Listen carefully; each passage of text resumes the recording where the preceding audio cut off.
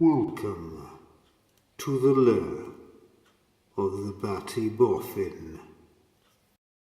Hi there, welcome back to another Batty Boffin video all about Pythagoras. Now, in previous videos we've had the two short sides and we've used Pythagoras to calculate the longest side, and we checked them with scale drawing. Now in this one I'm going to hope that you're okay with doing that, and we're going to move on to something a little more tricky. On this one we've got the longest side and we want one of the short sides. So that's slightly different from what we've done before. Before we've been calculating this, the longest side. Now we're calculating one of the short sides. So here we have Pythagoras written out, and it's often quoted as a squared plus b squared equals c squared, but we need an a and a b and a c on here. So here's your first task: pause the video and label up this diagram with a, b and c.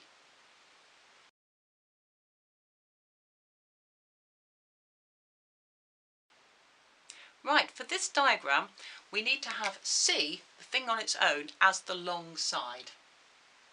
The A and the B are the two shorter sides, and it doesn't actually matter which way round you have them. I'm going to put A on this one and B on this one, but you could have them the other way round, that's totally fine. The thing that's important is it's short squared plus short squared equals long squared. Short squared plus short squared equals long squared. And I often quote Pythagoras like that because your diagram, when you get one, might not be labelled A, B and C. It might be labelled X, Y and Z, or J, Q's and F, or I don't know, whatever. It could be labelled star, circle and spiral. It really doesn't matter, as long as it's short squared plus short squared equals long squared. Now that's quite helpful because we need to rearrange this. We need it to say not short squared plus short squared equals long squared. We need to do something something something equals short squared. So we can actually rearrange that. Instead of short squared plus short squared equals long squared, we can have long squared, C, take away one of the short squareds equals the other short squared. Have a look at that and make sure you see where that's come from. I was just taking away b squared from both sides. So c squared becomes c squared minus b squared, and all we're left with over there is the a squared. So that's long squared take away short squared equals short squared, and you can have the a and the b whichever way round you like. I've written mine that way round because I want a on its own. So the next thing to do is to fill in the numbers. So pause the video please and fill in the numbers on the left hand side.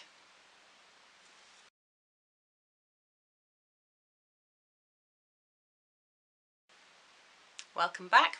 We should have 34.2 squared minus 29.7 squared, and that is equal to a squared.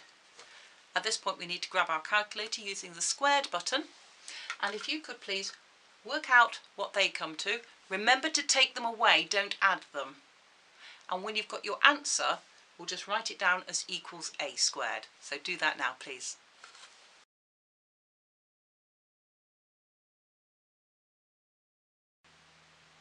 Okay, welcome back.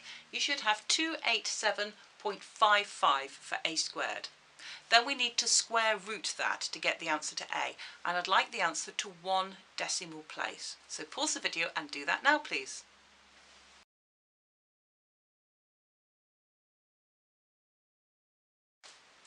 Now, this is an interesting one, rounding this number to 1 decimal place.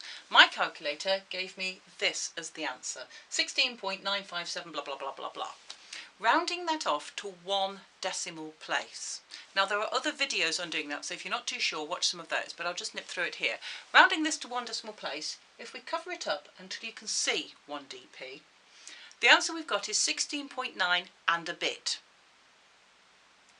And that means it counts as a big bit. 5 counts as a big bit, which means we need to round it up. But what does 16.9 round up to? The answer is, well, it would be 16.10, but you can't say that. 17.0. So the answer is 17.0 to 1 decimal place. Please note, if it says 1 decimal place, it means 1 decimal place, even if that's a 0. So don't quote that as 17, please, because that looks like you've rounded it to the nearest metre in this case. We're doing it 17.0, that is correct to 1 decimal place. So that would be 17.0 metres. Well done. I'll see you next time, Batty fans. Mwahaha! Mwahaha! Mwahaha!